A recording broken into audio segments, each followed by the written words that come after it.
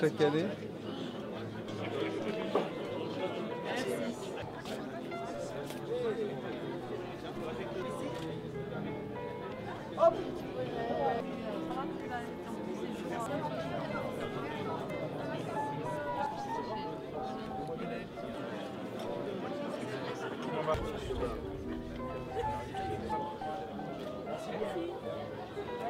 Être présente ce soir pour ce dîner, c'était important.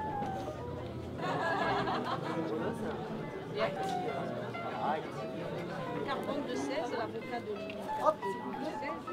Oui, c'est un peu décalé.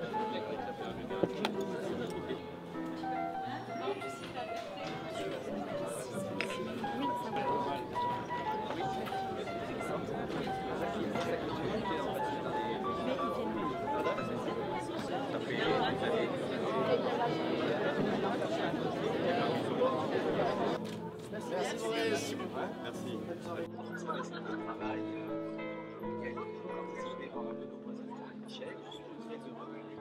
On lui souhaite une retraite éblouissante. Comme la campagne qu'elle a menée au CRIF, on lui souhaite une retraite éblouissante. Alors, Michel, écoute, apparemment ça se termine bien, enfin ça se termine bien, j'en sais rien, mais en tout cas, c'est une soirée magnifique et je pense qu'à partir d'aujourd'hui, tu vas prendre sûrement la direction, je te disais hier, d'un parti politique, en fait, tu vas te lancer là-dedans, tu ne peux pas arrêter tout ça immédiatement. En tout cas, je te souhaite bonne chance, plein de belles, un beau futur et des perspectives lumineuses. Je te fais un gros bisou et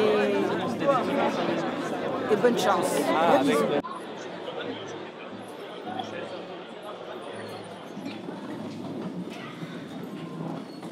Monsieur Bernard Cazeneuve, ministre de l'Intérieur. Monsieur Stéphane Bouillon, préfet de la région Provence-Alpes-Côte d'Azur, préfet des Bouches-du-Rhône. Monsieur Laurent Nunez, préfet de police, préfet des Bouches-du-Rhône. Monsieur Dominique Tian, député, premier adjoint au maire, représentant monsieur Jean-Claude Bedin. Monsieur Francis Khalifa, président du CRIF national, qui vient pour la première fois chez nous en tant que président et que nous saluons.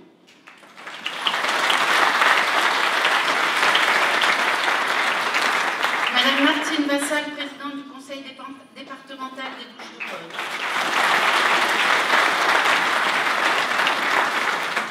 Madame Caroline Posmentier, représentant monsieur Christian Estrosi, vice-présidente du conseil régional. Monsieur Daniel Herman, vice-président du conseil de territoire, représentant monsieur Guy Tessier. Madame Anita Mazor, consul général d'Israël à Marseille. Monsieur Zvi Amar, président du consistoire israélite de Marseille. Madame Renée Drey-Bensoussan, vice-présidente du Fonds social juif unifié. Monsieur Bernard Beignet, recteur de l'Académie d'Aix-Marseille, chansonnier des universités. Monseigneur Georges Pontier, notre fidèle ami, archevêque de Marseille, président de la conférence des évêques. Et last but not least, monsieur Réhouven Réoana, notre grand rabbin de Marseille et Israël.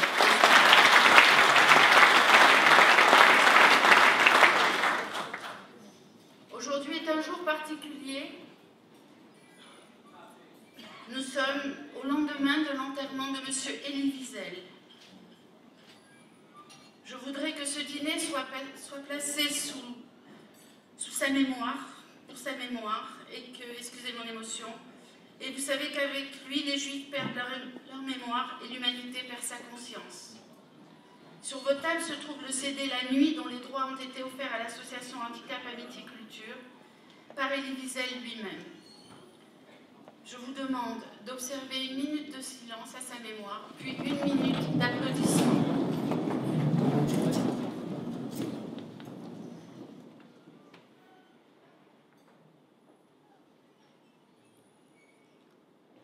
Merci. Je pense qu'on peut...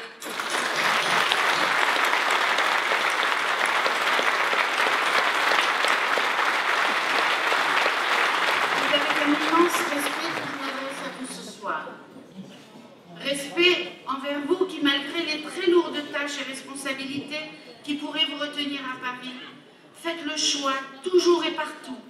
d'être aux côtés de la communauté juive quand elle vous appelle et a besoin de vous.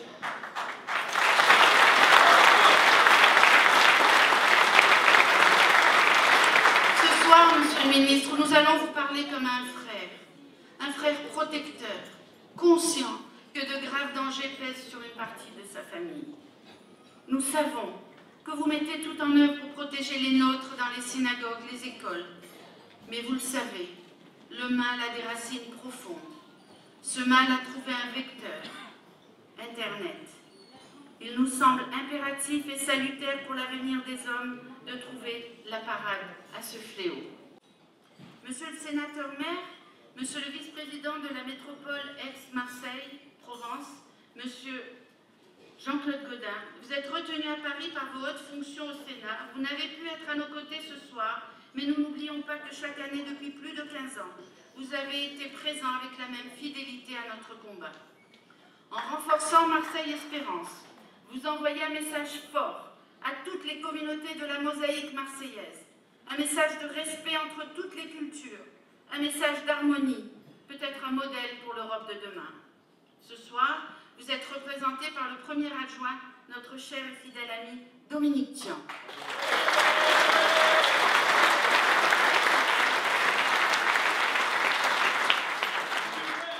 Monsieur le président de la région Provence-Alpes-Côte d'Azur, Monsieur Christian Estrosi, jusqu'à il y a encore 24 heures, nous étions sûrs que vous seriez avec nous, mais vous êtes empêché par une obligation de dernière minute et vous êtes ce soir dignement représenté par Madame Caroline Posmentier, la vice-présidente du Conseil régional.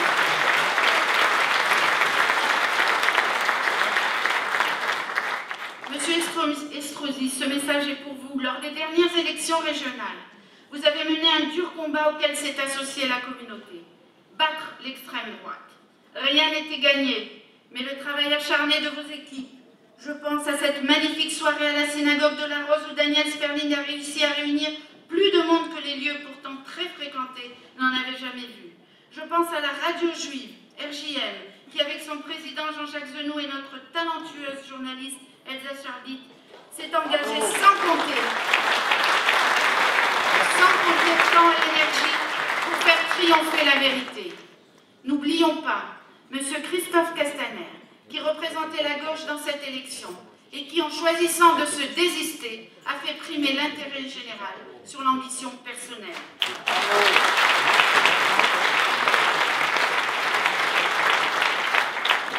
Monsieur le président du Conseil de territoire, monsieur le député Guy Tessier, vous êtes absent ce soir, mais nous vous excusons volontiers, puisque vous êtes en mission parlementaire en Israël, accompagné de notre amie Marie-Arlette Carlotti. Ce soir, c'est mon ami de jeunesse, Daniel Herman, qui vous représente.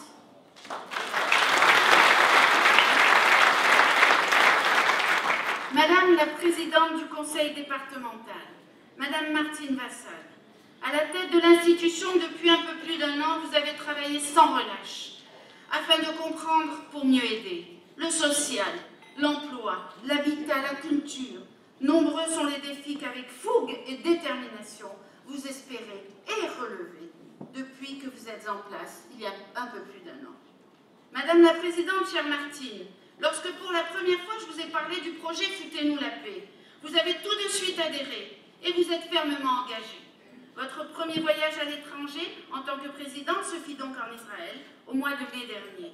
Un geste fort que toute la communauté a apprécié et salue en une période où Israël est pour le moins malmené. Mesdames, Messieurs les élus,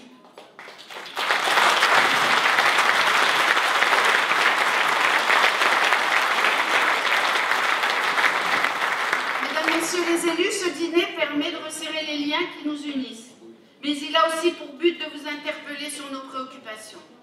Le CRIF Marseille-Provence fédère 62 associations qui aujourd'hui traversent de grandes difficultés. Nous sommes conscients des problèmes inhérents à la crise économique, mais en même temps, nous sommes convaincus que ne pas renforcer le tissu associatif, c'est se priver du seul lien entre les communautés et la République, le seul bouclier fiable contre les dérives communautaristes. Aider nos associations, c'est envoyer un message tangible et fort aux Juifs de France. Message maintes fois répété par notre Premier ministre, M. Manuel Valls. La France sans les Juifs n'est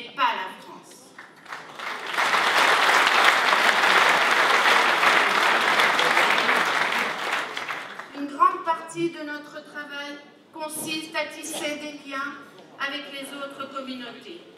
Et cela n'est possible qu'à travers les rencontres entre femmes et hommes de bonne volonté qui travaillent à la tête de ces associations.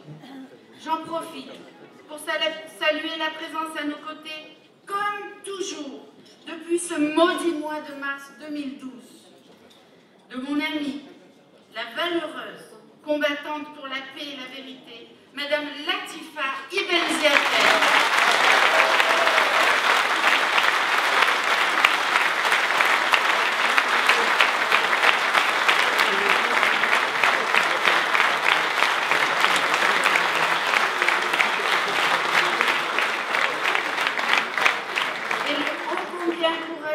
Imam Hassan Chalgoumi, qui n'a pas pu être avec nous ce soir et qui ne ménage ni son temps, ni son énergie pour dénoncer les dérives mortifères d'une religion qu'il respecte et chérit, l'islam. Avec nos frères arméniens, largement représentés ce soir, je me réjouis de cette loi votée la semaine dernière à l'Assemblée nationale, loi qui condamne fermement tous les dénis de l'histoire et bien sûr le déni du génocide arménien.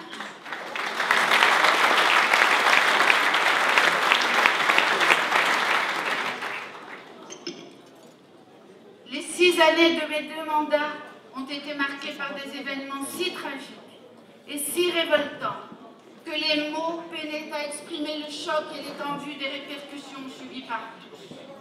Ce soir, c'est justement des mots et de leur importance que j'ai envie de vous parler. De cette sensation qui ne m'a pas quittée au long de ces années. Cette sensation troublante de mener une bataille des mots. Avant même mon élection, signe des temps à venir, le mot d'antisémitisme était banni des commentaires et des expertises sur le terrible assassinat de Ilan Halimi. Ces prudences, qui nous paraissaient si injustes, étaient l'annonce de ce qui allait suivre. Cette bataille des mots, nous l'avons menée jour après jour, avec et contre tous. Les prétendus déséquilibrés n'ont-ils pas succédé aux loups solitaires? Les manifestations antisionistes n'ont-elles pas caché les tentatives de lynchage et les attaques de synagogues? Les cris de mort aux Juifs ne se sont-ils pas vus qualifiés de débordement? Le pire des mots, apartheid, n'est-il pas sorti à temps pour justifier cette haine? Les mots de nazis et de camps n'ont-ils pas été accolés à Gaza pour mieux reléguer Israël au rang de régime le plus honni de l'histoire? Le mot sionisme, retour à Sion, est devenu la pire des insultes dans les réseaux sociaux. La haine trouve toujours les mots qui feront couler le sang. Et le sang a coulé. Oui, nous nous sommes battus pour que les mots sortent de l'ivresse du déni. Oui, nous nous sommes sentis seuls jusqu'à ce matin de janvier, où des journalistes, des dessinateurs ont été massacrés par des islamistes qui connaissent le pouvoir des mots et qui sont prêts à tout pour imposer le silence. Les victimes de l'hypercachère se sont ajoutées à celles de Toulouse. Celles-là visées non pour ce qu'elles avaient fait ou dit, mais pour ce qu'elles étaient. Je suis Charlie. La clameur a retenti dans les villes de France et au-delà de nos frontières. Mais fallait-il attendre d'être touché pour enfin réagir? Fallait-il attendre que ces assassins s'en prennent au Paris festif, un soir de novembre, ou à 2 policiers laissant un petit garçon orphelin? Je ne suis pas chrétienne d'Orient. Je ne suis pas yézidi. Je ne suis pas une de ces migrantes qui se noient dans la Méditerranée. Je suis juive et française. Française et juive. Et pour tout ce que je suis, mon indignation est entière face à ces horreurs. Qu'elles se manifestent en Tunisie, au Mali, à Tel Aviv, à Bruxelles, à Orlando, à Istanbul ou à Paris.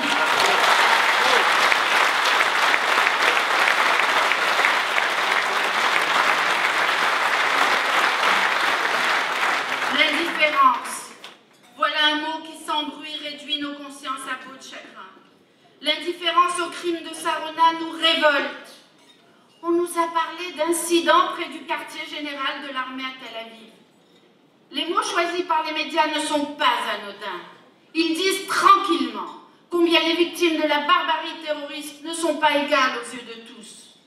Comment ne pas se révolter contre la barbarie de la mort de cet enfant de 13 ans assassiné dans son sommeil?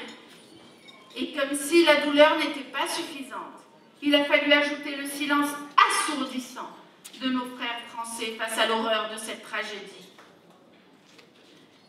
Nous avons dû souvent jouer les Cassandres en prononçant les mots interdits. Politiquement, nous avons dû trouver notre chemin entre deux blocs ennemis en apparence. Les uns d'extrême droite, toujours prêts à stigmatiser, à rejeter, à vouloir faire de notre République un bunker de colère et d'exclusion. Les autres, d'extrême gauche, exprimant une complicité faussement naïve, en recyclant les pires théories de l'antisémitisme au profit d'un antisionisme virulent. Nous avons dû résister à ceux qui, au nom d'une laïcité non comprise, mal comprise, nous incitaient à renoncer au nom de nos associations. Pourquoi appeler les paniers du Shabbat? Appeler les paniers de la solidarité? Nous sommes dans une guerre qui ne dit pas son nom. Dans toute guerre, la propagande est une arme redoutable. La propagande s'attaque à tout ce qui définit l'ennemi. La culture, avec le boycott des intellectuels et des universitaires israéliens. L'histoire, inévitablement, ne peut être épargnée dans ce combat d'annihilation. Ainsi, l'UNESCO s'est chargé de la détestable tâche d'effacer le lien indéfectible et ancestral des Juifs avec Jérusalem.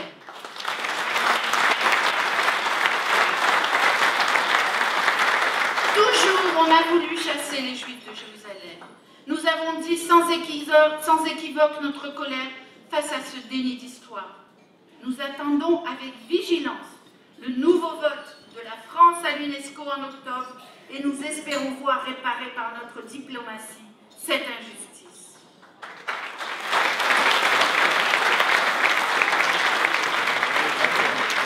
Les mots ne servent pas seulement à véhiculer des informations. Ils éveillent des attentes et des souvenirs. Ils influencent nos jugements et nos décisions. Ils recréent le monde dans nos esprits et le résultat peut vite se dissocier de la réalité. Les mots sont des instruments de pouvoir. La manière dont on désigne une minorité et même l'étranger détermine les fondements de ce que nous sommes et de la société dans laquelle nous vivons. Durant les 6 années de mes 2 mandats, j'ai vu à chaque combat le fâcheux pouvoir qu'ont les mots à tenir à distance les vérités les plus éclatantes. Ce vécu et cette expérience que je viens de partager avec vous n'ont jamais entamé ma conviction profonde que tous ensemble, nous triompherons dans cette lutte pour la liberté. C'est une conviction et un espoir. Cet espoir, je l'ai nourri en continuant envers et contre tout à tisser les liens du dialogue avec toutes les communautés qui partagent nos valeurs et notre destin. Cet espoir, je l'ai plus qu'entrevu dans la joie et l'enthousiasme de ces jeunes venus en Israël partager une passion commune, le football. Connaître l'autre, partager et dépasser les préjugés, voilà les mots et l'action que nous devons mener avec détermination. Chaque fois que nous sommes unis pour résister et affirmer ce que nous sommes, l'espoir se renforce. En refusant l'indifférence et les multiples masques du déni, nous saurons nous mobiliser pour nos libertés. Ne nous trompons pas, nos libertés à tous, et je dis bien à tous, n'ont pas fini d'être menacées. Ce que j'espère plus que tout, pour ma communauté et pour notre beau pays, c'est un futur où des identités multiples s'expriment sereinement et se côtoient dans le respect des valeurs communes. Les démocraties sont souvent menacées par l'extrémisme, quelle que soit l'idéologie qui l'anime.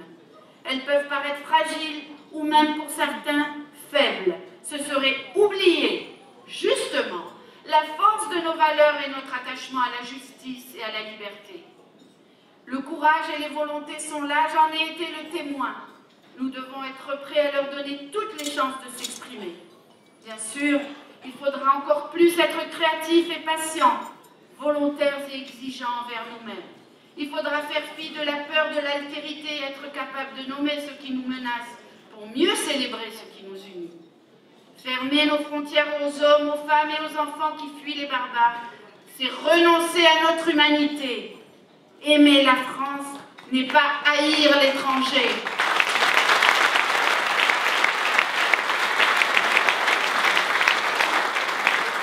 Le peuple juif le sait et ne doit jamais l'oublier.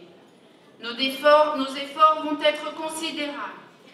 Mais que peut-il y avoir de plus beau, de plus grand que la liberté de vivre dans le pays qui est le nôtre? Quel pays, quelle démocratie peut croire en son avenir si les Juifs n'ont d'autre choix que de se rendre invisibles ou d'en partir? Si les Juifs de France renoncent à leur liberté et à leur sécurité, aucun Français ne pourra se dire libre à son tour. C'est une des leçons de l'histoire qu'il ne faut jamais oublier. Parce que j'ai vu et partage vos engagements et votre attachement, Monsieur le ministre, à la République. Je sais que nous traverserons ces épreuves et que nous relèverons ces défis. Tout ce que ta main, Monsieur le grand rabbin, écoutez, c'est toujours un petit message pour vous. Tout ce que ta main trouve à faire, fais-le avec force et n'oublie pas que pour tous ceux qui vivent, il y a de l'espérance. L'Ecclésiaste.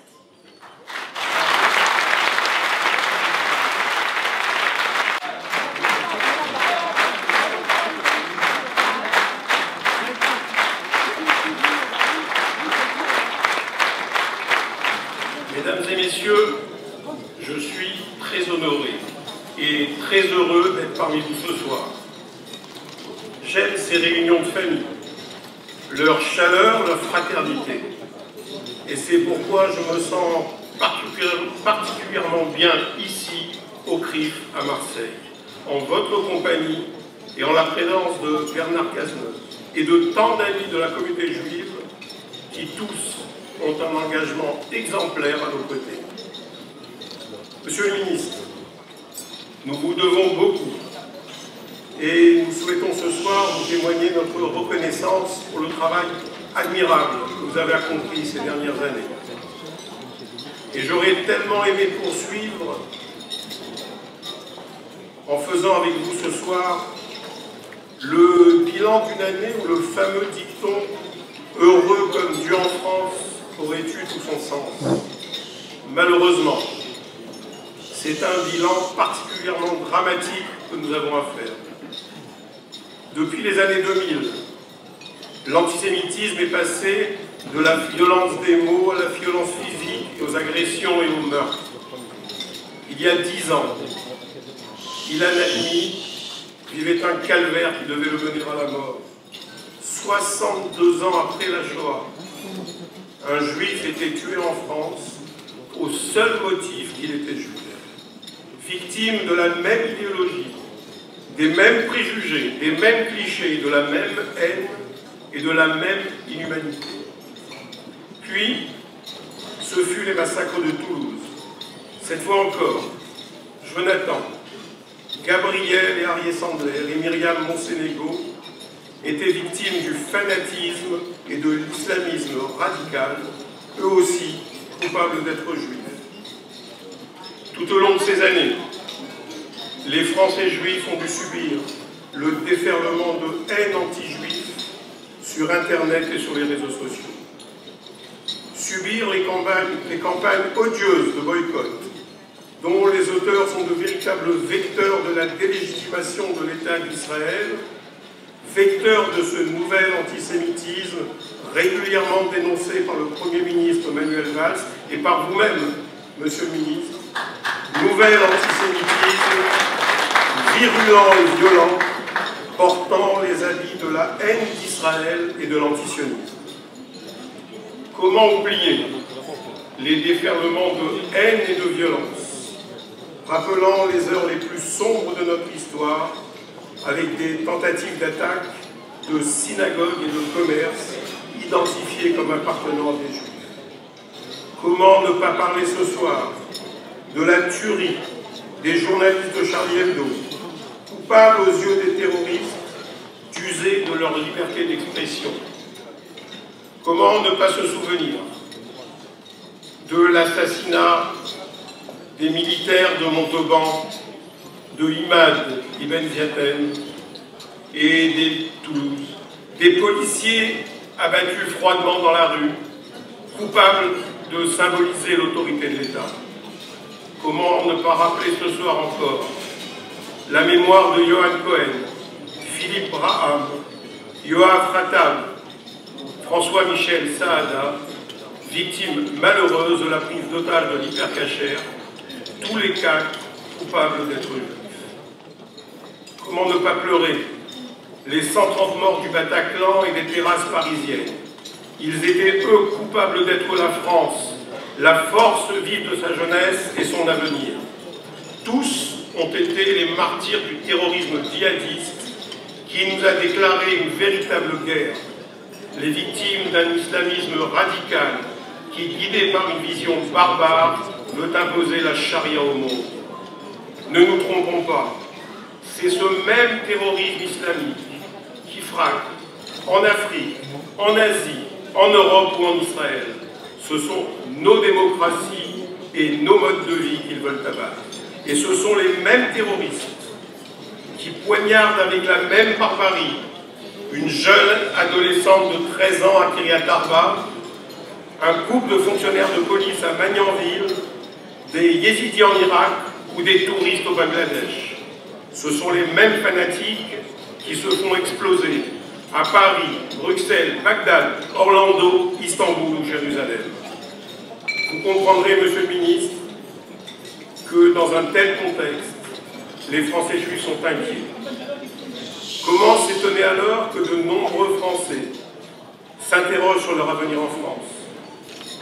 Comment peuvent-ils envisager l'avenir de leurs enfants dans un pays où les écoles, les synagogues et tous les lieux communautaires doivent être protégés par des militaires et des policiers lourdement armés? Quel avenir pour les Juifs de France si porter une kippa les désigne comme cible? Notre situation de Français juifs se fragilise. Nous continuons d'être des cibles de choix pour les terroristes, même si ceux-ci visent désormais tous les Français. Beaucoup de nos enfants ont quitté l'école publique et notre sécurité est devenue notre enjeu principal. En 2015, ce sont encore près de 8000 Juifs qui ont quitté la France pour s'installer en Israël. Ils ne quittent pas la France parce que c'est un pays antisémite, mais ils la quittent parce qu'il y a de l'antisémitisme en France. Et nous lutterons efficacement contre l'antisémitisme si et seulement si nous voyons et nommons les réalités sans excuser ni stigmatiser. Les Juifs sont en France depuis plus de 2000 ans. Ils ont acquis la pleine citoyenneté depuis 1791. Et à chaque époque et dans tous les domaines, ils ont contribué à la grandeur de la France. Ils sont aussi la France.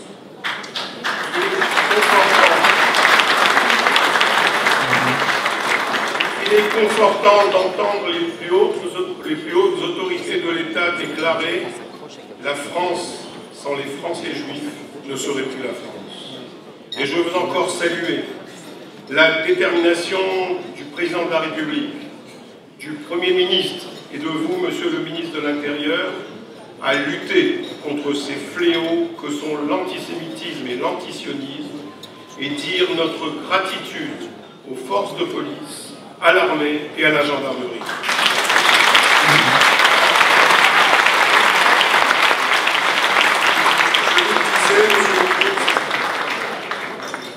Je vous le disais, Monsieur le ministre, les Juifs sont inquiets.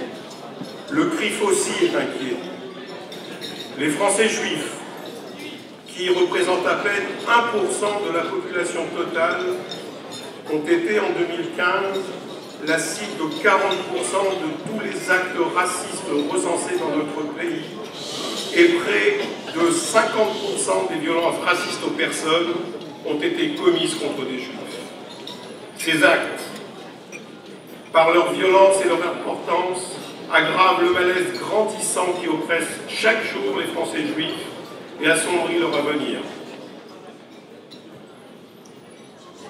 L'absence de tout lien avec une quelconque aggravation du conflit israélo-palestinien qui a souvent été le prétexte au passage à l'acte antisémite, doit pousser l'ensemble des composantes de la société française, pouvoir public, monde politique, judiciaire, médiatique, syndical, religieux et associatif, à une nouvelle réflexion et à la recherche de nouveaux moyens pour lutter contre cet antisémitisme qui gangrène notre pays et menace chaque jour notre capacité à vivre ensemble.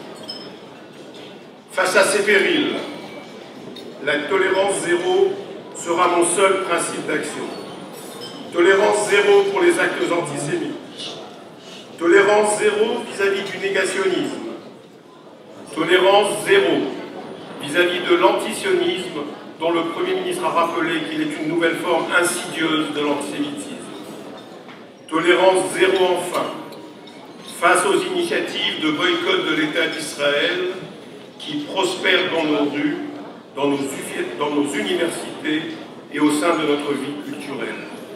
Nous ne voulons plus voir, Monsieur le Ministre, ces quelques centaines de personnes insulter les communautés juives de Paris, de Marseille, de Montpellier et de bien d'autres villes lors de leur rassemblement dont nous demandons l'interdiction totale. Le BDS est illégal, la loi doit s'appliquer. Les associations, comme les élus qui le prônent, doivent être poursuivies en justice. L'initiative déposée par le député socialiste Alexis Bachelet pour que le BDS ne soit plus un délit est inqualifiable et mériterait qu'il soit sanctionné par son groupe à l'Assemblée nationale. La lutte contre le BDS est une priorité. Elle a été aussi la tienne, cher Michel. Tu l'as menée avec vigueur à Marseille, car tu es une authentique militante, un cœur battant pour le CRIF. Élue présidente au moment de la flottille du Mavi Marmara, tu n'as jamais ménagé ta peine pour mener des combats souvent très durs, avec la ténacité et la force de caractère que nous te connaissons. Il t'a fallu de la force et de l'autorité pour répondre aux agressions de l'extrême gauche comme de l'extrême droite, très active dans ce département. Il t'a fallu de l'énergie et du courage pour organiser au pied levé de grandes mobilisations contre l'antisémitisme et contre toutes les formes de haine alors que vous subissiez des menaces. Cher Michel, dans cette ville multiculturelle, tu as montré que tu étais une femme de dialogue, ouverte et tolérante, en organisant notamment ce magnifique voyage « Foutez-nous la paix » en Israël avec des jeunes Marseillais pour faire tomber les préjugés. Tu es une patriote, soucieuse du vivre ensemble de notre pays et profondément passionnée par la défense de notre identité et notre place dans la société française. Le CRIF est fier de toi. Ta présence marquera pour longtemps la communauté juive marseillaise, la ville de Marseille et la région PACA. À la veille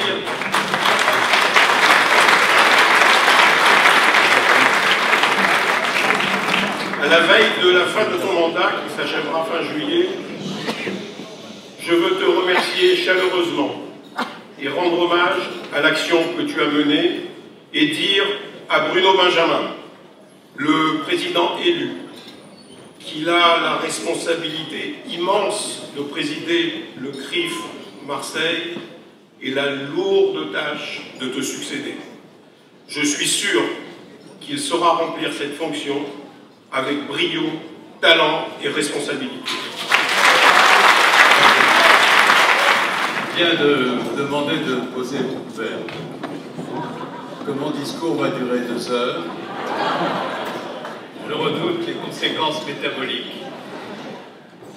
Monsieur le préfet de région, monsieur le préfet de police, madame la représentante du président du conseil régional, madame la présidente du conseil départemental, mesdames et messieurs les parlementaires, madame la consul générale d'Israël, monsieur le président du CRIF, chef Francis Khalifa, Madame la présidente du CRIF Provence, cher Michel Teboul, cette soirée, et je l'ai compris, la vôtre, c'est amplement mérité compte tenu de ce que fut votre engagement au sein du CRIF et pour la cause très grande, très belle, très noble, et la lutte contre l'antisémitisme.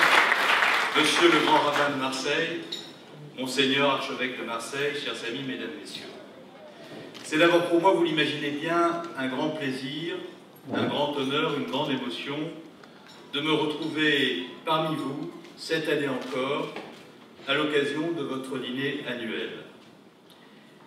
Les circonstances, vous vous en souvenez peut-être, m'avaient empêché l'an dernier d'honorer comme je l'aurais souhaité votre invitation. Et j'en avais conçu une frustration, un regret, que notre rencontre de ce soir va enfin me permettre de dissiper. En outre, ce dîner constitue une occasion particulièrement heureuse, puisqu'il me reviendra, au terme de mon propos liminaire, de remettre à votre président, Michel Teboul, les insignes de chevalier de l'Ordre national du Mérite.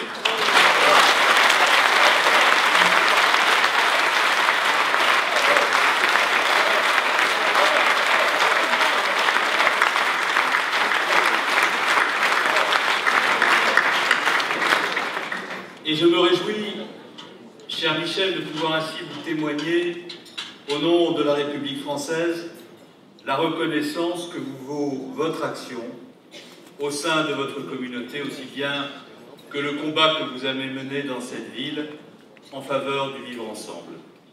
Je tiens également à saluer très chaleureusement votre successeur, Bruno Benjamin, qui vient d'être élu à son tour à la tête du CRIF.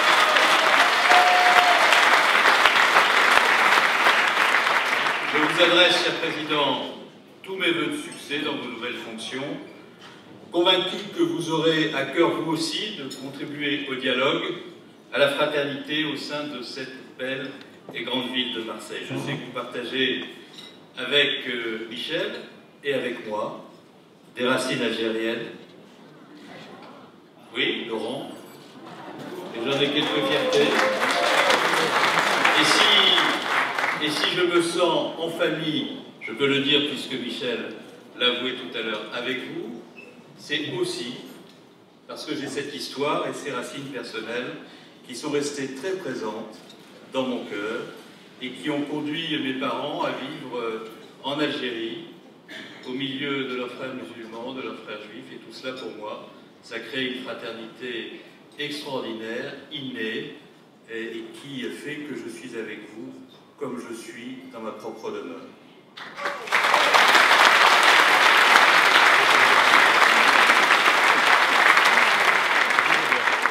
Enfin, le hasard veut également que nous nous trouvions réunis 3 jours seulement après la disparition d'une personnalité lumineuse qui doit demeurer pour nous une source infinie d'inspiration. Elie Wiesel, cet immense écrivain, ce grand humaniste, ce militant infatigable des droits de l'homme, dont toute l'œuvre a constitué une lutte pour la vérité et la justice, contre les forces toujours menaçantes du mensonge et de l'oubli. Aux côtés de Primo Levi et de Imre Kertész, il compte parmi les survivants des camps d'extermination qui sont parvenus, au prix d'efforts surhumains, à faire le récit de leur voyage au cœur des ténèbres concentrationnaires et à mettre des mots, vous nous invitiez à nommer les choses, sur la tragédie de la Shoah. Revenant sur la naissance de son témoignage la nuit, Elie Wiesel nous a dit les preuves qu'avait représentées pour lui le fait de se contraindre à écrire l'indicible. Je le cite. « Jamais trop de choses à dire, mais pas les mots pour le dire. Les mots existants, sortis du dictionnaire, me paraissaient maigres, pauvres, pâles. Lesquels employer pour raconter le dernier voyage dans des wagons plombés vers l'inconnu, et la découverte d'un univers dément et froid, où c'était devenu humain, d'être inhumain, et la séparation dans la nuit en flamme, La rupture de tous les liens, l'éclatement de toute une famille, de toute une communauté, comment les évoquer? Se demandait Elie Wiesel, sans que la main tremble et que le cœur se fende à tout jamais. Le cœur fendu, Elie Wiesel s'est contraint à cet effort héroïque parce qu'il pensait que son devoir était de témoigner pour les vivants autant que pour les morts. Il voulait empêcher les criminels de remporter une victoire posthume en effaçant jusqu'au souvenir de leurs crimes.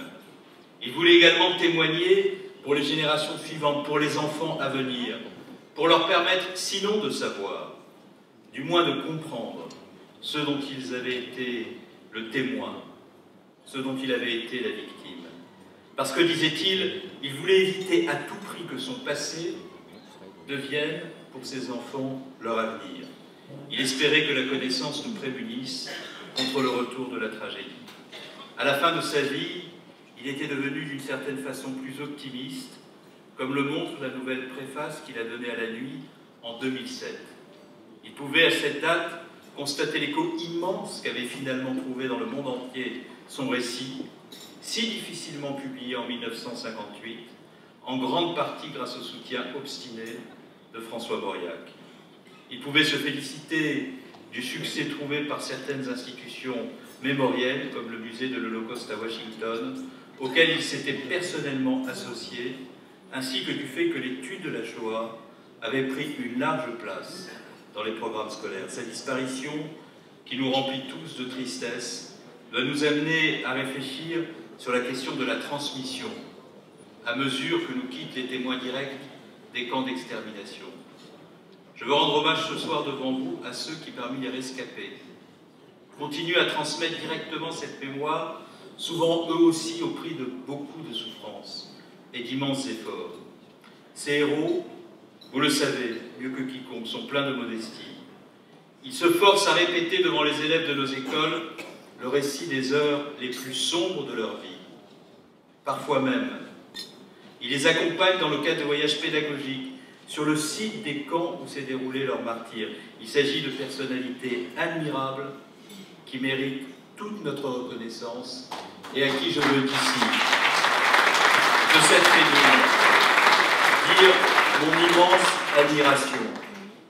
Je veux également saluer le rôle fondamental que jouent à ce titre les lieux de mémoire, tels que le mémorial de la Shoah ou le camp d'Émile, que j'ai visité avec le Premier ministre, et qui, non loin d'ici, accomplit un travail exceptionnel pour préserver les traces du passé et nous aider à en tirer les leçons. Je souhaite du reste que le ministère de l'Intérieur s'associe plus étroitement encore à la vie de ces institutions, notamment pour la formation des policiers et des gendarmes, ainsi que des agents des préfectures, qui ont en charge la lutte contre le racisme, l'antisémitisme et les discriminations.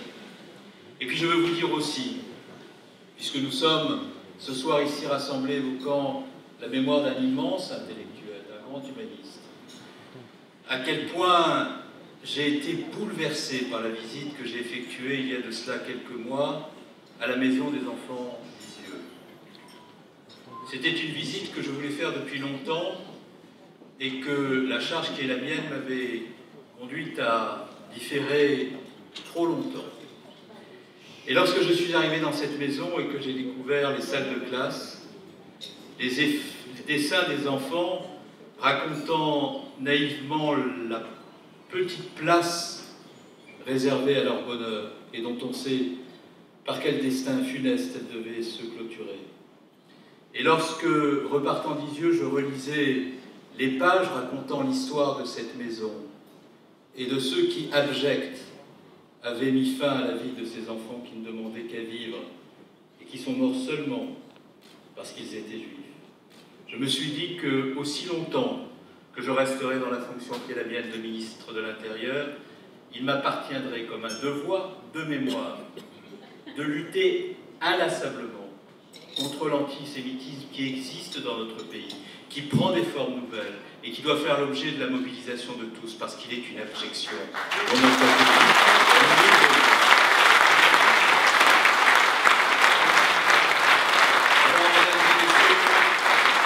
Ce devoir de mémoire auquel nous rappelle la grande figure d'Elie Wiesel semble plus que jamais nécessaire dans le contexte de menaces, d'inquiétudes qui pèsent sur notre pays et tout particulièrement sur votre communauté. Car il est vrai que les épreuves depuis 2 ans ne nous ont pas épargnés. Et je n'oublierai jamais le souvenir des rendez-vous endeuillés, des échanges poignants, mais empreints de courage, de dignité, de détermination, que j'ai eus au long des derniers mois avec les victimes des attentats, avec leurs familles. Je n'ai pas besoin de rappeler devant vous chacun de ces moments de deuil et d'angoisse. Vous les avez vécus pour beaucoup dans votre cœur et pour certains dans votre chair. Je tiens à rappeler cependant la tentative de meurtre perpétrée contre un enseignant d'une école de cette ville parce qu'il était juif. J'avais été lui rendre visite et il m'avait frappé lui aussi par le courage avec lequel il affrontait cette épreuve. Mais il est affreux, épouvantable de penser que son agresseur présumé, qui a invoqué les consignes données par Daesh à l'appui de son geste assassin, était un mineur de 15 ans. Est-il possible, dans la France de 2016, d'avoir 15 ans et de ne pas avoir d'autre projet dans la vie que d'assassiner l'un de nos compatriotes parce qu'il est juif, par hasard, pour répondre lâchement à des consignes de haine?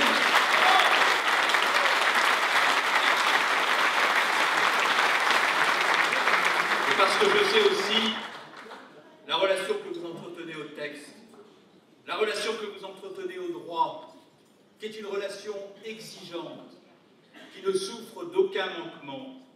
Je me dois de rappeler aussi devant vous, parce que je sais que cela vous parle immensément, ce qui est advenu de 2 fonctionnaires de police, Jean-Baptiste Salvin et Vanessa Schneider, assassinés le 13 juin dernier à leur domicile à Magnanville par un individu ayant fait allégeance à Daesh. Cet assassin, ce lâche, n'a pas hésité à commettre son forfait sous les yeux du fils de ces 2 victimes, un petit garçon de 3 ans.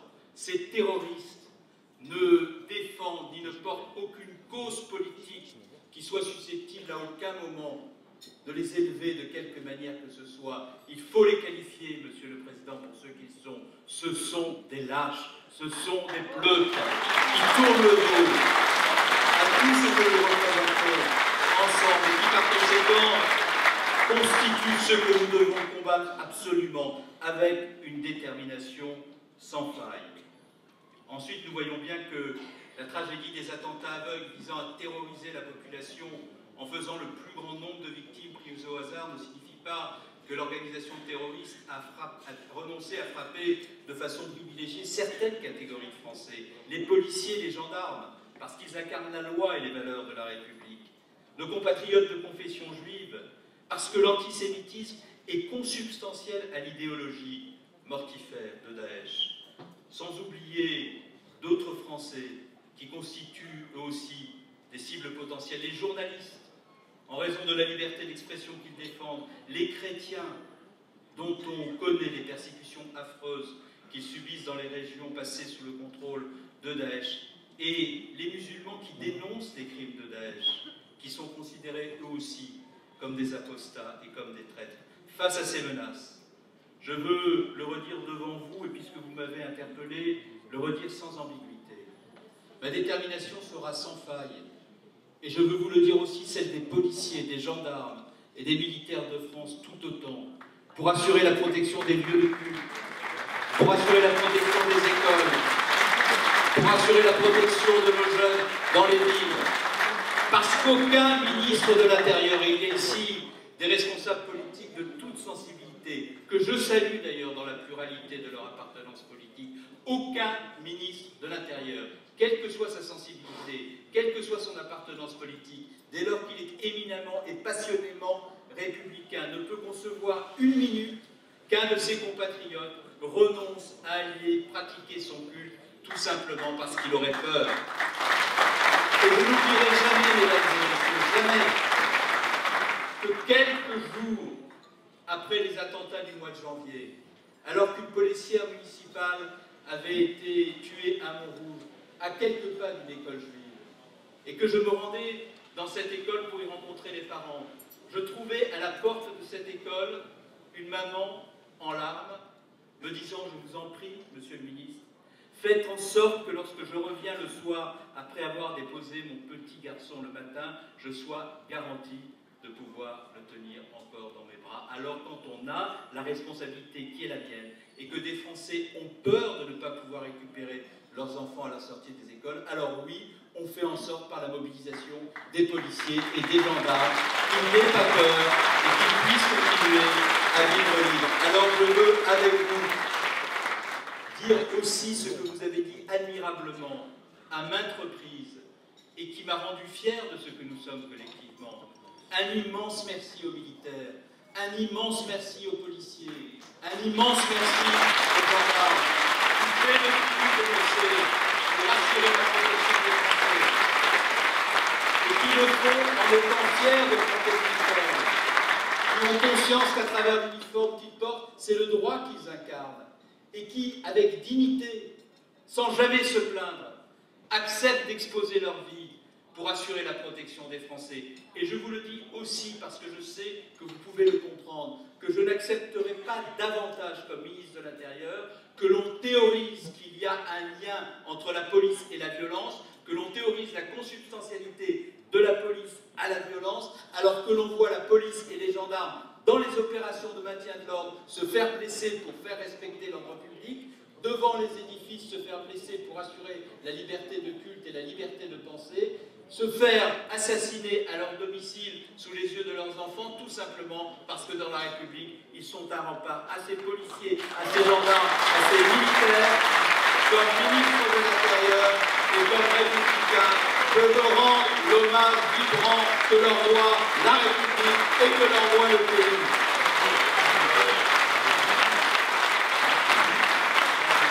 Et là aussi, mesdames et messieurs,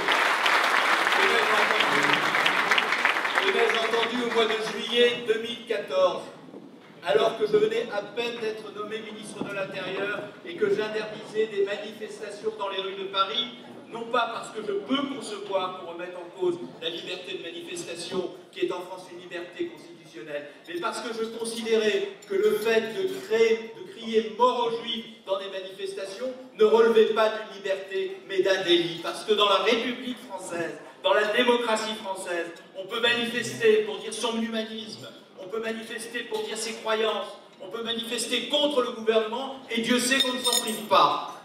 Mais on ne peut pas manifester pour crier mort aux Juifs, pas davantage d'ailleurs, qu'on ne peut, dans la République française, sauf à oublier tous ces principes, aller sur les réseaux sociaux et aller sur Internet pour déverser sous couvert d'anonymat les pires haines, les pires insultes, sous prétexte que sur Internet, la neutralité de l'espace numérique pourrait justifier qu'on s'autorise tout ce que la loi ne permettrait jamais que l'on dise dans la rue. Alors vous avez eu raison, Madame la Présidente, Monsieur le Président, de rappeler tout ça, et je veux vous dire ma détermination totale à mener le combat avec vous. Cher Michel, je vais vous demander de me rejoindre si vous en êtes d'accord, parce que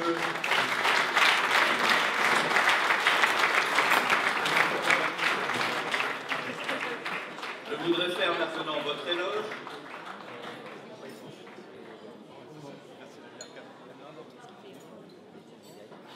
Je voudrais faire votre éloge à partir de ce que je sais de vous, par moi-même, des fiches que l'on m'a préparées, et au ministère de l'Intérieur, ce ne sont pas les plus mauvaises fiches, mais il peut y avoir des manquements. Et donc, s'il devait y avoir des erreurs, vous êtes tout près de moi, et vous pouvez, dans la spontanéité de l'exercice, compte tenu de l'amitié qui nous lie, à tout moment, m'interrompre. Je commence donc par dire que j'éprouve comme un privilège de pouvoir faire votre éloge, cher Michel Teboul, et d'exposer les motifs qui ont amené la République à vous distinguer en vous élevant au sein de l'Ordre national du mérite. D'abord, cher Michel, chacun qui vous connaît ici sait que vous êtes né en Algérie, dans une famille de confession juive, que vous avez le bonheur d'être une épouse et la mère de 3 enfants. Chacun sait que dès votre plus jeune âge, vous êtes devenu une fidèle des mouvements de jeunesse. Vous vous êtes signalé par votre enthousiasme intact, par la volonté que vous avez toujours eue de vous mettre au service des autres, au sein de votre communauté. Et cet engagement magnifique s'est encore exprimé ce soir Il a été le moteur de toutes vos actions et le moteur de toute une vie. Vous avez fait des études d'anglais et de sciences politiques à la faculté d'Aix-en-Provence. Vous avez choisi d'enseigner comme professeur d'anglais à l'école Yavné dans le 13e arrondissement de Marseille. Et vous avez ainsi fait le choix d'un enseignement confessionnel, revendiquant son ancrage dans l'éthique juive, mais agissant sous contrat avec l'État, dans le but de faire réussir chaque élève et de lui permettre de confronter ses aptitudes à ses choix. Une école qui faisait donc sienne la promesse méritocratique d'une république dont elle embrassait magnifiquement les valeurs. Sollicité par l'association des parents d'élèves, vous êtes devenu rapidement président de l'association de l'école. Et vous avez mis en œuvre une politique très ambitieuse en organisant en particulier le déménagement de l'école dans de nouveaux locaux, situés dans un ancien pensionnat, toujours dans le 30e arrondissement. Le groupe scolaire connaît aujourd'hui un taux de réussite au baccalauréat qui dépasse les 95%. Vous pouvez donc être particulièrement fier de ce succès qui a couronné vos efforts, puisque vous avez quitté l'enseignement pour diriger aux côtés de votre mari, avec la même énergie, une magnifique entreprise qui compte aujourd'hui 80 salariés. En parallèle, vous n'avez cessé de vous investir dans les institutions de la communauté, membre du conseil d'administration du Fonds social juif unifié. Vous y avez mis en place la journée de la Tzedaka, manifestation de solidarité à l'égard des exclus, des personnes âgées et démunies. Et vous avez su mobiliser la générosité des donateurs à leur profit. Enfin, après avoir participé aux travaux du CRIF de Marseille-Provence, aux côtés des présidents Zetoun, Yana et Aragonès, vous avez été élu à sa présidence en 2010 et réélu en 2013. Vous avez donc dirigé le CRIF avec beaucoup d'enthousiasme, de dynamisme. Chacun a rappelé ici les nombreuses initiatives qui ont été les vôtres. Et vous pouvez être légitimement fier, cher Michel, du dynamisme de la communauté à Marseille avec ses 44 synagogues, ses 10 centres de Talmud Torah et ses 17 écoles. Vous êtes, cher Michel, une personnalité qui a aussi beaucoup œuvré pour le dialogue interreligieux, car ce que vous donnez à votre communauté, vous le lui donnez aussi pour qu'elle puisse jeter des ponts vers d'autres religions. Et vous avez toujours été une ardente partisane de la tolérance, du dialogue, de la compréhension de l'autre. Et puis vous êtes une femme extraordinairement chaleureuse, absolument aimante pour ses proches, d'une grande fidélité en amitié, d'un grand rayonnement méditerranéen. Vous avez le sourire que j'aime avoir sur les visages de ma propre famille. Et c'est donc, là aussi, ce soir, pour moi, une grande émotion et un grand bonheur que de reconnaître vos mérites et de les faire reconnaître par la République française.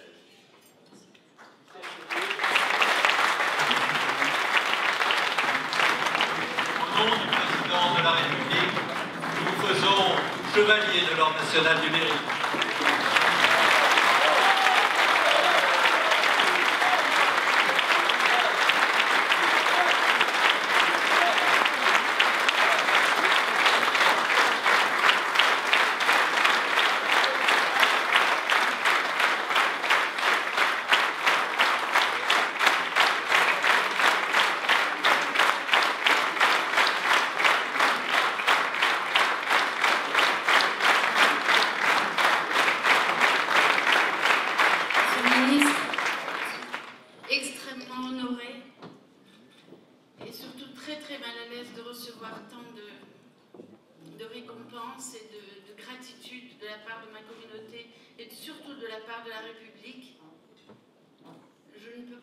Je n'ai pas préparé de discours, je vous ai tout dit tout à l'heure. Je vous ai dit mes convictions, ma manière d'être et de penser. Mais je vais juste avoir une pensée pour mon papa, ma maman, qui ne sont plus là, qui ont été très fiers. Pour mon beau-père, Meyer Teboul, pour qui j'avais une admiration sans limite, qui n'est plus là non plus. J'ai une pensée pour ma belle-mère, qui n'a pas pu être là ce soir. Mes enfants et mes petits-enfants, je leur demande pardon.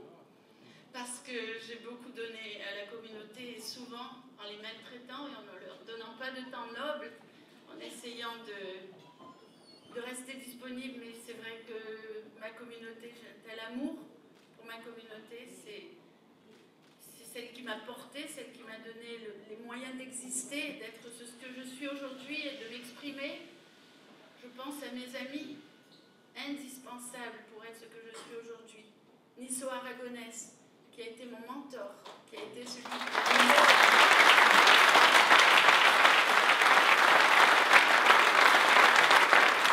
Robert Misrahi.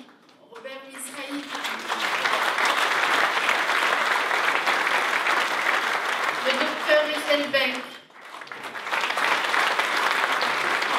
Marie-Claire Spatch, avec qui nous avons des joutes oratoires longues et desquelles nous avons tiré le discours que vous avez entendu ce soir. Je te remercie, Marie-Claire. Tu m'as été indispensable pendant ces 6 années. Je voudrais remercier mon mari.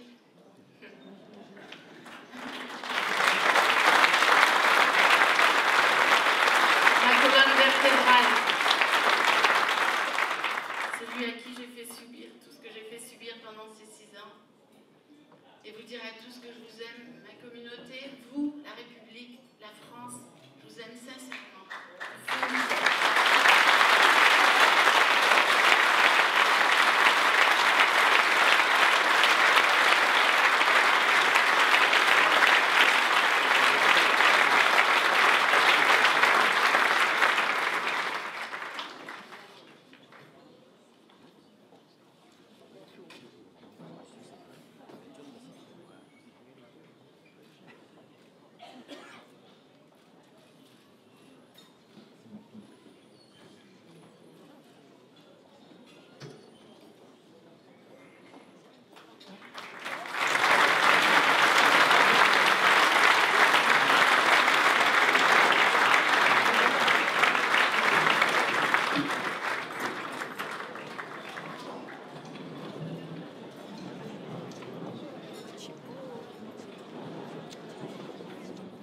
Nous avons la chance d'avoir les héros du voyage Fêtez-nous la paix.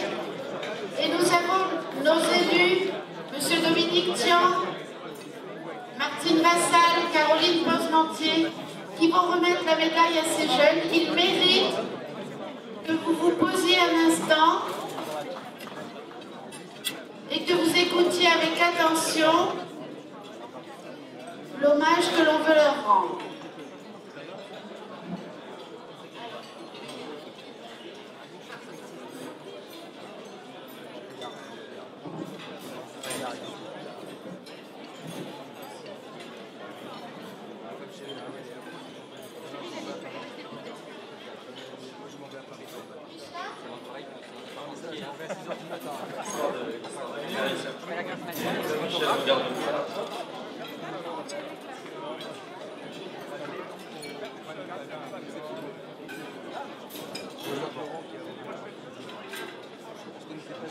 Voilà, Richard.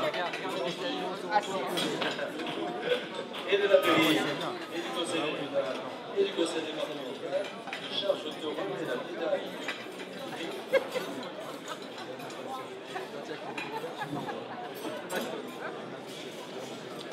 Voilà. Exactement. Voilà. Bravo d'avoir joué au foot. Bravo d'avoir gagné.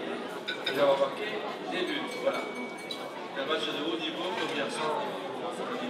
Là également.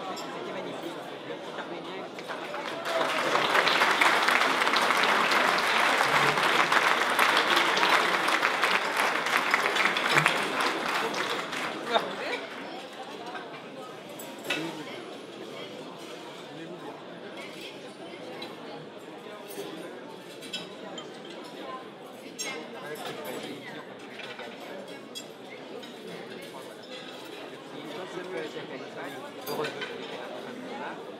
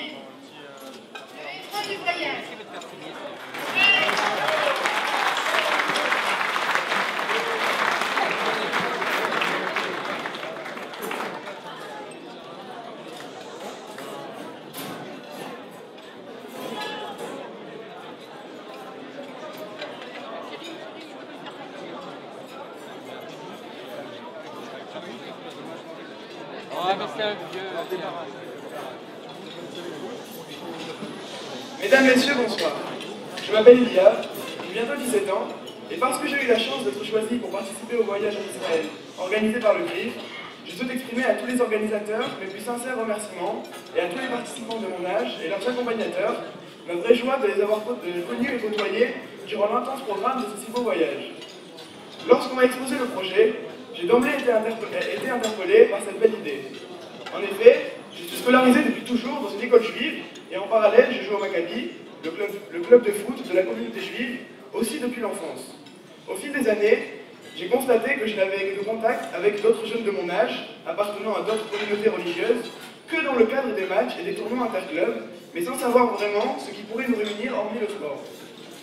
Je sais aussi que dans l'absolu, les relations entre les communautés souffrent souvent d'une méconnaissance de l'autre et de l'ignorance qu'en fait, nous avons beaucoup en commun et encore plus à partager. À Marseille d'ailleurs, beaucoup d'efforts sont déployés pour aplanir les différences et offrir au melting pot des communautés un cadre pour le bien vivre ensemble. Ce voyage initiatique a été une révélation pour beaucoup. Le programme a permis de rencontrer des dirigeants, de découvrir la réalité d'Israël, ses habitants, ses paysages, ses infrastructures ainsi que sa gastronomie, et aussi de se pencher sur son histoire en visitant Yad Vashem. Entre nous les enfants, dès notre première rencontre à l'aéroport, tout a été très naturel et très amical. Je comprends que cela puisse paraître un peu cliché, mais c'est fait comme si nous nous étions toujours connus. Nous aimions les mêmes musiques, les mêmes livres, les mêmes sports. Nous avons beaucoup ri et surtout beaucoup parlé.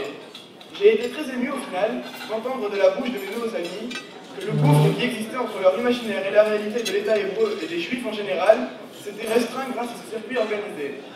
En participant à ce voyage, nous sommes devenus à notre modeste niveau des petits ambassadeurs de la paix, et le but avéré, en tout cas celui que je me suis fixé personnellement, est de retenir la leçon de cette expérience fabuleusement enrichissante pour, à l'avenir, générer autour de moi beaucoup de tolérance, de dialogue et d'amour. Je conclurai en exprimant, avec une sincérité non feinte, mes remerciements pour cette médaille de la paix que je reçois avec fierté et réitère, mesdames, messieurs du CRIF,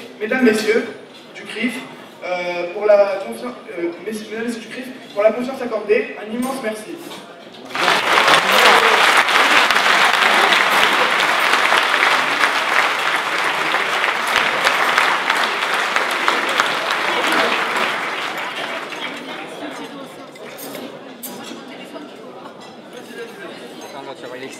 Excellent. Bonsoir. Le 1er mai 2016 est un jour que je n'oublierai jamais, car c'est le jour où j'ai pris l'avion pour aller en Israël. Ce voyage a été une formidable expérience pour moi. Les matchs de foot, la visite des différentes villes, les lieux saints, ainsi que d'avoir rencontré le président lui-même a été merveilleux. Je remercie toutes les personnes qui ont contribué à ce voyage, surtout le CRIF. Et j'espère pouvoir retourner un jour en la terre d'Israël. Yahya el-Selam Israéli. Vive la paix en Israël.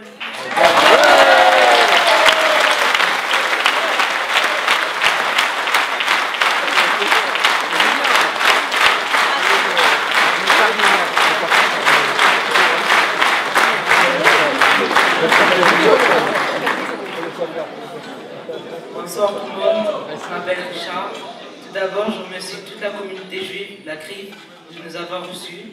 Je tiens juste à vous dire que le voyage en Israël a été inoubliable. J'ai connu des personnes juives, musulmans, qui sont vite devenus mes amis grâce à ce que j'ai vu en Israël. J'ai vu que le vivre ensemble était possible.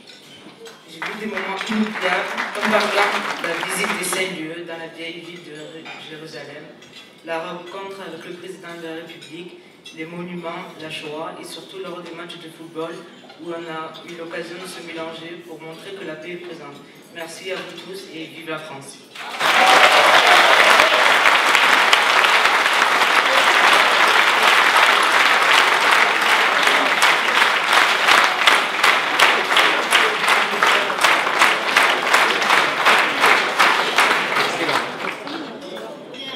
Dominique, nous avons cette chance, Dominique, tiens, ici présent, Caroline, ici présente, et Madame Martine Vassal ont été présents à ce voyage. Et je pense qu'ils ont envie très spontanément de nous dire un petit mot. Bien. on voit que Michel a été enseignante. Bon, écoutez, j'ai oublié mon téléphone, mais c'est vrai qu'on se rappelait tout à l'heure avec Daniel Herman qu'on a fait un certain nombre de voyages en Israël ensemble. Nous, c'était en l'an 2000, je me rappelle, avec Daniel. Et c'est vrai que ce voyage auquel tu nous as conviés a été sans doute l'un des plus beaux qu'on ait fait. Le thème d'abord, la richesse des rencontres, le climat que tu sais organiser autour de toi, décontracté, mais à la fois assez professionnel également. Les personnalités qu'on a rencontrées, parce qu'on a rencontré le président de la République, le maire de Jérusalem, le maire d'Haïfa, un grand ministre, aller au Parlement, être reçu par un personnel israélien toujours extrêmement sympathique avec des Français, toujours d'une grande courtoisie. Il y avait toujours cette petite retenue qui dit ces Français qui nous aiment tant et qu'on aime tant, mais finalement, est-ce qu'ils ne pourraient pas faire un peu plus pour nous? Et on adore pour ça Israël parce que c'est à la fois direct, chaleureux, et puis on est reçu par les plus hautes autorités. Le fait d'être français, c'est toujours quelque chose de magique. Alors faire ce voyage avec Michel, c'est quelque chose d'encore plus magique. Donc pour cet excellent souvenir, ma chère Michel, alors je crois que je vais le faire maintenant parce que j'ai l'impression qu'il faut avoir un téléphone portable ce soir et ensuite une médaille. Voilà. Donc, tout simplement, au nom de l'ensemble des élus de la ville de Marseille qui sont là et qui sont très nombreux, de toute tendance politique, je voulais te dire aussi au nom de Jean-Claude Gaudin que nous allons te remettre la médaille de la ville de Marseille parce qu'aujourd'hui, c'est quand même normal. Voilà, parce que tu le mérites amplement. Et j'ai pour toi, de la part de Jean-Claude Gaudin, un message de grande affection, parce que tu as été une excellente, une fantastique présidente. Merci beaucoup, Michel.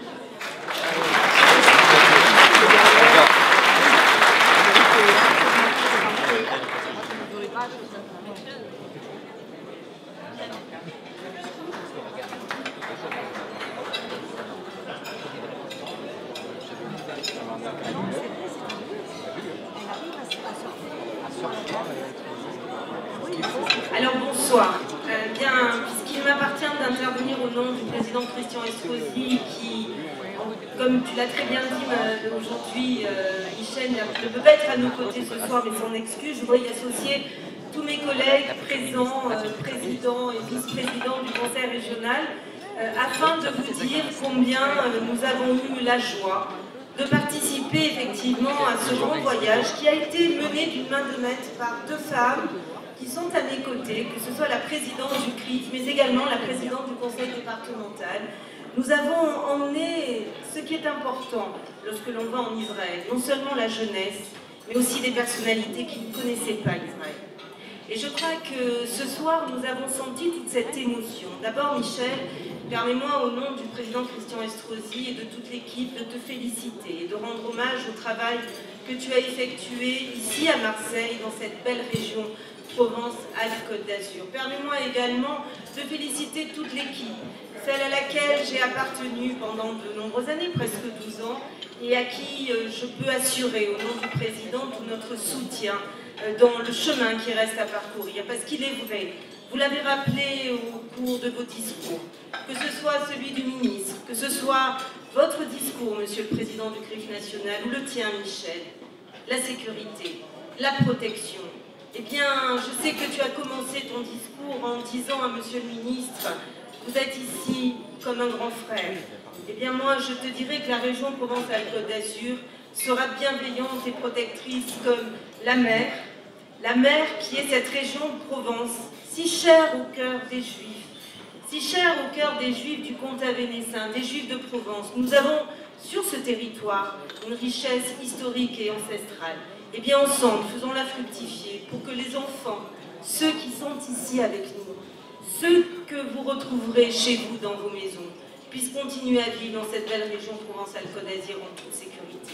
Et tout à l'heure, puisqu'on m'a dit que je devais dire quelques mots, eh bien, je n'ai pas résisté à prendre la plume et à écrire ces quelques lignes en me disant « il faut que tu les dises ce soir », parce que c'est ce que je ressens en tant qu'élue, en tant que femme, en tant que citoyenne et grande militante. Eh bien, ce soir, il n'est qu'à dire combien la République est belle, lorsque dans les difficultés, les agressions, elle ne cède en rien sur ses valeurs, lorsqu'elle est fière d'elle-même, lorsqu'elle est riche de ses différences. Merci à tous. Au nom de la région Provence-Alpes-Côte d'Azur, continuons ensemble ce beau chemin. Il est le nôtre et c'est ça, le bien commun de la République.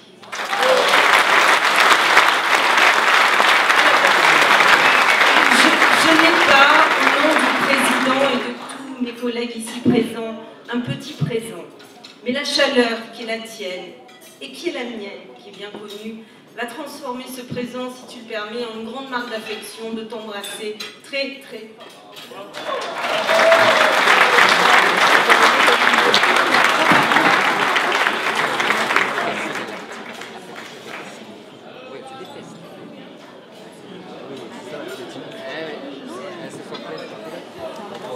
Bien, mesdames et messieurs, madame la présidente, après l'ensemble de ce discours particulièrement émouvant, prenant les tripes, je suis particulièrement fière et honorée d'être là ce soir dans ce exceptionnel dîner du CRIF qui, d'année en année, s'améliore et d'année en année nous fait monter de plus en plus l'émotion au corps. Ce soir, je voudrais faire un triple hommage. Un premier hommage au CRIF de Provence, tout d'abord, parce que les pouvoirs publics et les collectivités territoriales ont la chance de pouvoir s'appuyer sur une organisation qui est particulièrement structurée, représentative et dont la parole est fiable et sûre. Et ces dernières années, dans un contexte extrêmement difficile, d'une rare gravité, le CRIF a toujours agi avec un esprit de responsabilité et un sens de l'engagement connu et reconnu par tous et partout. Et ceci, nous le devons à sa présidente Michèle Debout, qui vient d'être honorée ce soir par la République. Je veux saluer son action qui est faite avec humanité, détermination pendant ses 2 mandats à la tête du CRIF. Merci Michel pour tout ce que vous faites au service de toute une communauté et je ne doute pas que vous continuerez à œuvrer pour défendre l'ensemble des valeurs auxquelles vous êtes tellement attachés, la tolérance, l'espoir et surtout la paix.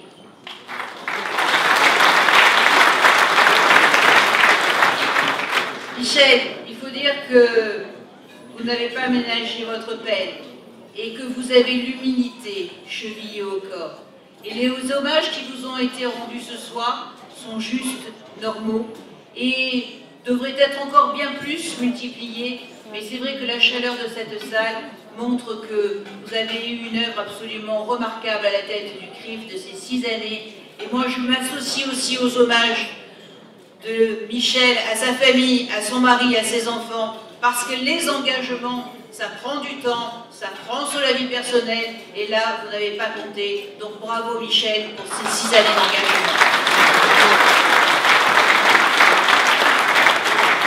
Je tiens à féliciter aussi Bruno Benjamin pour son élection, et je lui exprime ma sincère volonté de continuer à travailler pendant les années futures avec lui. Et puis vous permettrez que j'ai une pensée pour Roland Alpes, qui ce soir a été le candidat malheureux d'élection. Et je voulais lui dire un petit message. Soit on gagne, soit on apprend, mais on ne perd jamais.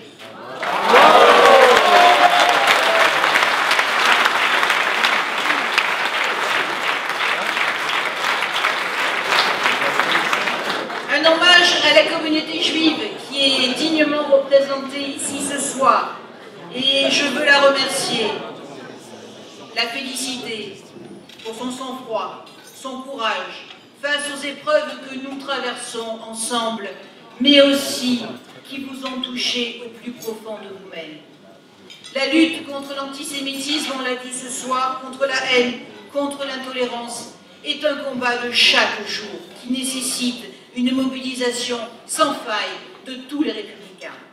Et vous pouvez compter pour cela, dans tous les instants, sur l'ensemble des élus du conseil départemental des Bouches-du-Rhône.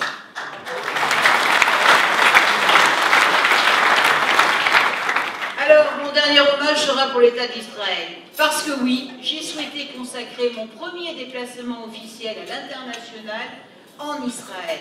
Et nous sommes partis non seulement avec des jeunes, mais aussi avec des élus, comme le disait Caroline, qui n'avaient jamais touché et foué la terre d'Israël. Et comme chacun de nos premiers voyages, Quand on touche une première fois à cette terre d'Israël, on ne revient pas pareil. Et la majorité et la totalité des élus qui m'ont accompagné ne sont pas revenus pareil. Et ce sont maintenant de merveilleux ambassadeurs qui sont là aussi ce soir pour aller dans votre sens de la communauté.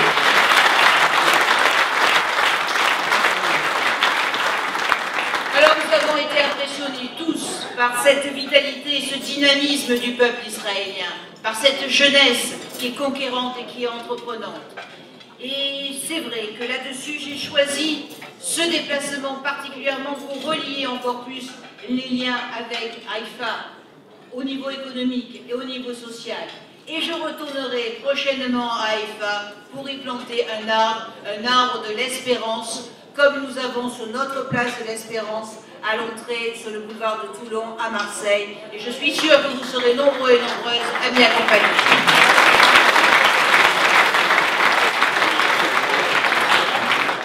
Un regret, malgré notre engagement des élus locaux, malgré l'engagement du gouvernement, malgré les demandes que nous avons faites au niveau du Premier ministre, M. Valls, qui était en voyage juste après, nous souhaitions que le consulat d'Israël soit maintenu à Marseille. Alors malheureusement, nous n'avons pas obtenu complètement gain de cause, mais heureusement notre consul sera notre lien à Paris, puisqu'elle y prendra et oui, elle y sera prochainement pour justement représenter cette communauté. Mais je ne désespère pas, justement comme elle reste sur la terre de France, qu'un jour elle puisse revenir sur Marseille.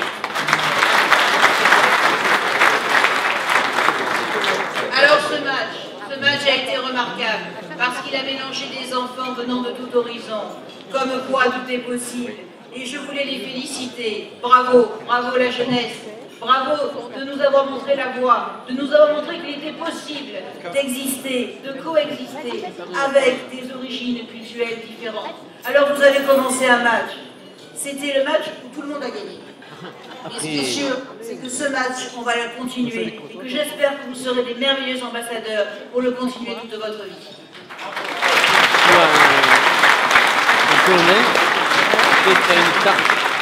Alors, que tu prends sur un biscuit breton avec Haïfa est arrivé Elie Wiesel. Et après, tu as un éclair. Au moment de la création de l'État d'Israël, il venait alors de Marseille, il avait embarqué, après avoir vécu la nuit de l'horreur, comme il l'a écrit, et l'enfer des camps de concentration.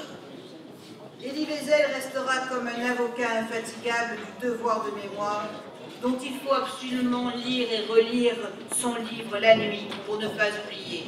Et en conclusion, je voudrais juste vous lire quelques lignes de ce livre. Jamais je n'oublierai cette nuit, la première nuit de camp qui a fait de ma vie une nuit longue et 7 fois verrouillée. Jamais je n'oublierai cette fumée. Jamais je n'oublierai cela, même si j'étais condamné à vivre aussi longtemps que Dieu lui-même. Jamais. Vive la Provence, vive Israël, vive la France.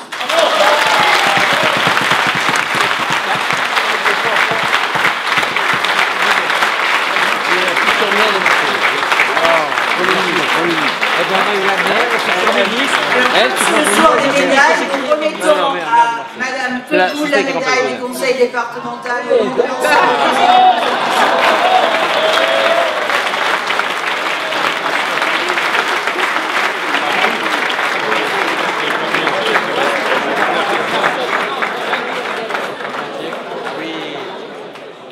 Vous le savez, hier ont eu lieu des élections. Mon successeur a été élu.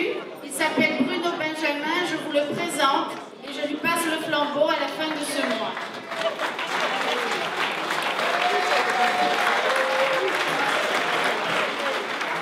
Monsieur Jean Meyer, mon vice-président et président de la synagogue Etzraïm.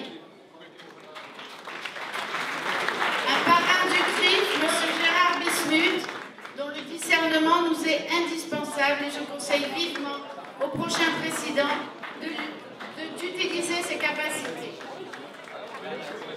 Pour Clément Yana, c'est la même chose, c'est les piliers du CRIF et sans ces hommes-là, ceux qui ont fait de ce que le CRIF est aujourd'hui, on ne peut pas imaginer que le prochain président pourra travailler sans eux.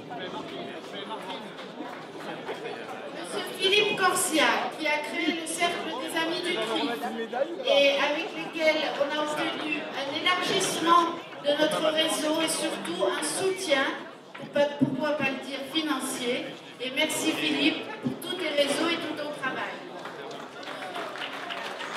Robert Lévy, qui a fait partie du CRIF à mes côtés et qui aussi nous a beaucoup apporté par sa réflexion. Mon parrain, mon ami, Isidore Aragonès. Il va falloir rester, on a encore du boulot, on ne peut pas laisser la maison, donc on va rester et on va continuer à travailler avec Bruno. Josette Kesserman, représentant Handicap Amitié Culture, toujours ici, toujours au travail pour son association et pour les handicapés, juifs et non juifs d'ailleurs. David Sellam, la tâche la plus ingrate, David. Trésorier, vous savez ce que ça veut dire? C'est toujours à chercher de l'argent et essayer d'équilibrer les comptes. Cyril Benatra, qui nous a beaucoup aidés pour tout ce qui est réseaux sociaux. Et il nous reste encore beaucoup à faire. Merci Cyril. Ronnie Cohen-Solal, qui va faire partie de la nouvelle équipe et nous lui souhaitons beaucoup. Oui, et qui fait partie de notre bureau et qui représente la jeunesse. Voilà.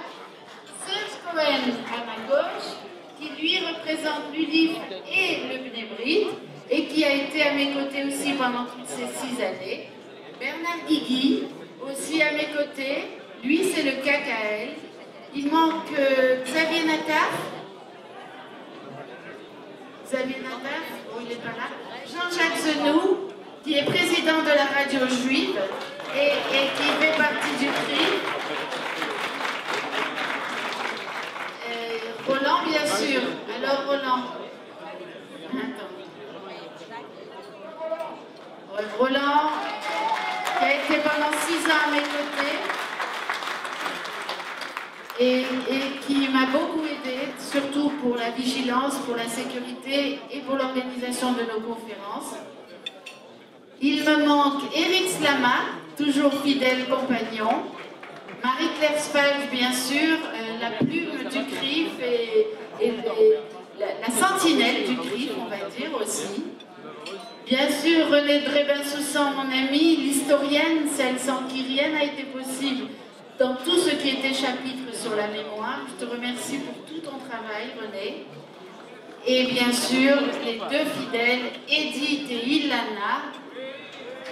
Edith et Ilana, qui sont les chevilles ouvrières du CRIF et sans qui rien, bien sûr, n'est possible. Viens, Ilana, tu mérites largement d'être sur la photo. Et Edith aussi, pour ton dévouement et ton amour du CRIF. Tu l'as montré et tu le montres chaque jour et on te remercie pour ça. Voilà, merci à tous. C'est la fin d'une histoire et le début d'une autre.